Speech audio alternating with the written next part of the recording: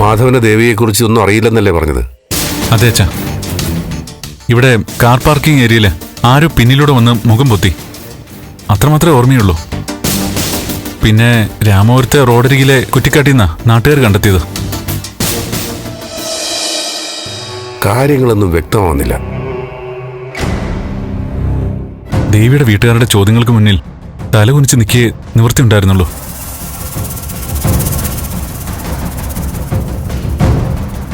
അച്ഛാ, ഞാനെന്ന് പറഞ്ഞത് സീരിയസ് ആയിട്ട് ആലോചിക്കുക. ഇപ്പോൾ ഞാൻ പോലീസിന് മുന്നിൽ കീഴടങ്ങാൻ പോവാ. അന്ന് നടന്ന കാര്യങ്ങളെല്ലാം തുറന്നു പറയാം. ഞാൻ പിടിച്ച് തള്ളിയപ്പോൾ തലയിടിച്ച് വീണതാണെന്നും അങ്ങനെ മരണം സംഭവിച്ചാണെന്നും പോലീസിനെ അറിയിക്കും. എന്താ നീ പറയുന്നത്? പോസ്റ്റ്മോർട്ടം റിപ്പോർട്ടിൽ പറയുന്ന മരണകാരണം എന്താ? കഴുത്ത് ഞെരിഞ്ഞുള്ള മരണം അല്ലേ? ഞാൻ കഴുത്ത് ഞെരിച്ചില്ല അച്ഛാ. റിപ്പോർട്ടൊക്കെ എങ്ങനെയാണെങ്കിലും ആരെങ്കിലും ഒരാൾ പ്രതിയായി മാത്രമേ ദേവിയെക്കുറിച്ച് എന്തെങ്കിലും സൂചന കിട്ടുള്ളൂ അച്ഛാ. അത് തെറ്റാണ്. ഒരു പ്രതി വന്നു കഴിഞ്ഞാൽ ദേവിയെക്കുറിച്ചുള്ള അന്വേഷണം അതോടെ നിൽക്കും. ദേവിയെ നമുക്ക് ജീവിതത്തിൽ ഒരിക്കലും പിന്നെ തിരിച്ചു കിട്ടിയെന്ന് വരില്ല.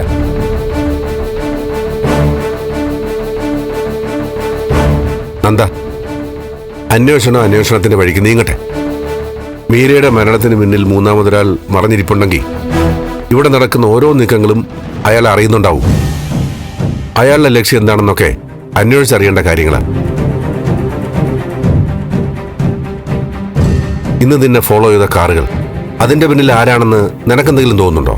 അത് എസ്തപ്പാൻ എന്ന് പറയുന്ന ആളുമായി ബന്ധപ്പെട്ട പ്രശ്നങ്ങളാണെന്ന് തോന്നുന്നു. അവിടെയും ഒരു പെണ്ണിനെ ചൊല്ലിയാണെന്ന് തോന്നുന്നു വഴക്കും ബഹളമൊക്കെ. അവരുടെ വീട്ടിന് മുറ്റത്ത് ഞാൻ നിൽക്കുമ്പോൾ ഒരു പെൺകുച്ചന്റെ ശബ്ദം ഞാൻ കേട്ടച്ചാ. അവിടെ ഒരു പെൺകുട്ടി ഉണ്ടായിരുന്നു. ആ പെൺകുട്ടിക്ക് എന്തോ പ്രശ്നമുള്ള പോലെ എനിക്ക് തോന്നി. അങ്ങനെ ഏതോ ഒരു പെൺകുട്ടി ആപത്തിലാണെന്ന് നിനക്ക് തോന്നിയെങ്കിൽ പോലീസിനെ അറിയിക്കേണ്ട ചുമതല നിനക്കില്ലേ? എനിക്ക് വ്യക്തമായിട്ടൊന്നും അറിയില്ല. വിവാഹം കഴിച്ച് ഒളിച്ചോടി വന്ന് താമസിക്കുകയാണെന്ന് തോന്നുന്നു. അതുമല്ല, നമ്മുടെ പ്രശ്നം ആദ്യം ഒന്ന് തീർക്കട്ടെ.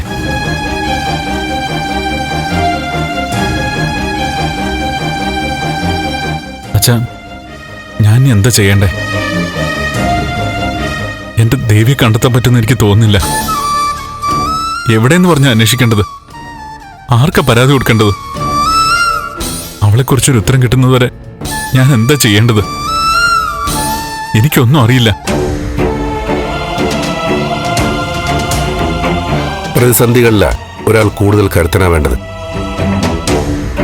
ദേവിയെക്കുറിച്ച് നിരാശനാവുകയല്ല, അവളെക്കുറിച്ച് പ്രതീക്ഷ വയ്ക്കുക വേണ്ടത്. ഒരാളെ അന്വേഷിച്ച് ലക്ഷ്യമില്ലാതെ അറിഞ്ഞിട്ട് കാര്യമില്ല. നമ്മളാലാവുന്നതൊക്കെ ചെയ്യുന്നുണ്ട്. അതിനൊക്കെ ഫലം ഉണ്ടാവുക തന്നെ ചെയ്യും. ദേവികയെ നമുക്ക് തിരിച്ചു കിട്ടും.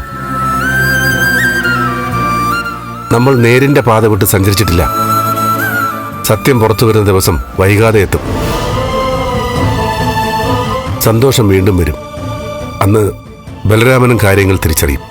ആശ്വസിപ്പിക്കാൻ വേണ്ടിയാണെങ്കിലും അച്ഛൻ്റെ ഈ വാക്കുകൾ സമാധാനം തരുന്നുണ്ട്. അച്ഛാ, ഞാൻ പറഞ്ഞില്ലേ, ഇന്ന് എന്നോടൊപ്പം വന്ന കരകുളം ഗ്രാമപഞ്ചായത്ത് വൈസ് പ്രസിഡന്റും പ്രവർത്തകരും, അവർക്കും അച്ഛനെക്കുറിച്ച് പറയാനുള്ള ഇതാ അച്ഛൻ്റെ ഈ പോസിറ്റീവ് അപ്രോച്ച്.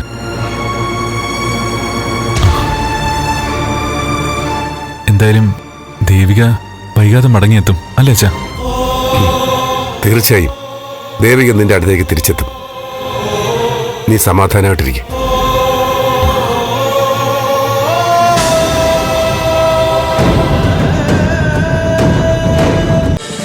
ഫ്ലവേഴ്സ് ഒരുക്കുന്ന കാഴ്ച വസന്തം യൂട്യൂബിൽ പ്രേക്ഷകർക്ക് ലൈവായി കാണാം. ഫ്ലവേഴ്സ് കോമഡിയിൽ ജോയിൻ ചെയ്യൂ, ആസ്വദിക്കൂ.